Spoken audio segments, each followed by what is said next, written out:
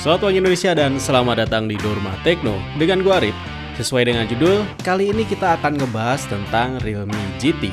Yap, gua tahu ini udah cukup telat beberapa hari, tapi buat memenuhi permintaan dari kalian, gua bakalan bahas si Realme GT ini langsung dari acara perilisannya. So, please kasih like dulu video ini, lalu subscribe buat yang belum, biar kalian gak ketinggalan update terbaru di industri teknologi berikutnya. Kalau udah, let's get started. Realme GT ini adalah flagship Realme terbaru yang menggunakan SoC termutakhir milik Snapdragon saat ini. Kayak nama mobil sport ya.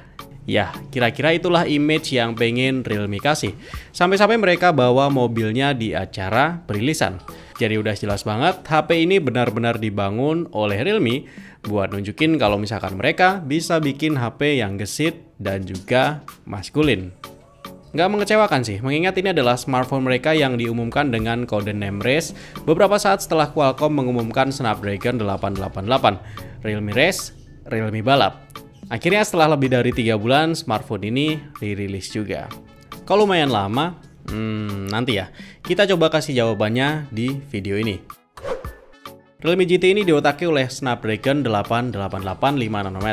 Yap, SoC Qualcomm paling kenceng saat ini. SoC ini adalah satu-satunya SoC Qualcomm yang menggunakan CPU Cortex X1 2,84 GHz yang dibuat oleh Xiaomi berkolaborasi dengan Samsung. Dipadukan dengan 3 buah Cortex A78 2,4 GHz dan 4 buah Cortex A55 menjanjikan performa CPU 25% lebih kencang dari generasi sebelumnya. SoC ini menggunakan GPU Adreno 360 yang punya peningkatan performa 35% dari generasi terakhir dan juga kemampuan AI yang meningkat sampai 70%. Kemudian Realme memadukan SoC yang powerful ini dengan RAM LPDDR5 spesial yang kecepatannya sampai 6400 megabit per second plus storage UFS 3.1 yang kecepatan bacanya 1917 megabyte per second dan kecepatan tulisnya 769 megabyte per second. Kalian udah kebayang gimana kencengnya performa jeroan Realme GT ini? Kalau gue sih nggak bisa bayangin, karena hasil benchmark Antutunya aja sampai 760.000 lebih. Buat yang sehari-hari cuma pakai HP yang skornya 200-300 ribuan, ini jelas di luar bayangan gue. Nah, tapi dengan jeroan yang sengebut ini, sayangnya Snapdragon 888 punya isu panas yang berlebih. Mungkin ini juga yang jadi alasan kenapa Realme jadi selama ini buat ngerilis si Realme GT. Jadi mereka harus ngerancang sistem pendingin yang bener-bener ampuh buat ngebuang panasnya SoC ini. Dan hasilnya Realme merancang 2 sistem pendingin di HP ini, satu built-in dan satu lagi pendingin eksternal. Untuk sistem pendingin internal dibenamkan 3D liquid cooling. Sistem ini akan mentransfer panas dari SoC ke material pendingin sehingga suhu panas akan cepat terbuang.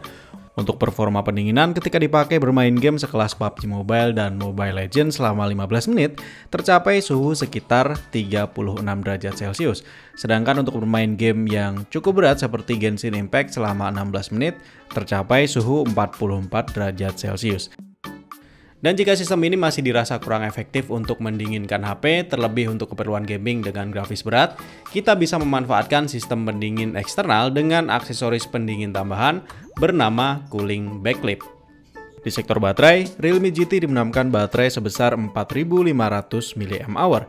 Tentunya bakalan awet banget untuk pemakaian kasual, mengingat layarnya irit plus jeroannya juga irit. Untuk mengisi penuh daya juga cuma dibutuhkan waktu 35 menit aja dengan charger 65 wattnya. Buat urusan ini, BBK Family emang nggak ada lawan. Lanjut ke bagian layar di HP ini. Rasanya kurang kepake aja, semisal Realme nggak memberikan spek layar terbaik untuk HP dengan dapur pacu sekencang ini. Dan Realme ternyata juga nggak tanggung-tanggung di sektor ini dengan memberikan layar yang selain bagus, dia juga kenceng. Panel layarnya adalah Super AMOLED 20:9 dengan resolusi Full HD. Luasnya 6,42 inci, mendukung 100% DCI-P3 Color Gamut, dan juga mendukung refresh rate 120 Hz. Tentu aja dengan spek seperti ini akan menghasilkan gambar yang bening, warna yang hidup, dan juga transisi yang mulus banget. Selain itu, layar ini akan advance untuk bermain game karena sudah mendukung touch sampling rate 360 Hz dengan respon kecepatan hanya 2,78 milisecond aja.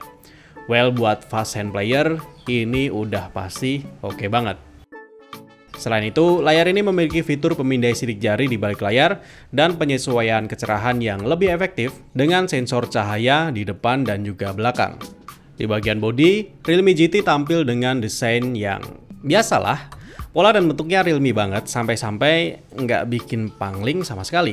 Tapi ada varian lain yang menurut gue cakep, yaitu edisi spesial dengan panel belakang bertekstur kulit, berwarna kuning, dan juga disertai dengan aksen hitam.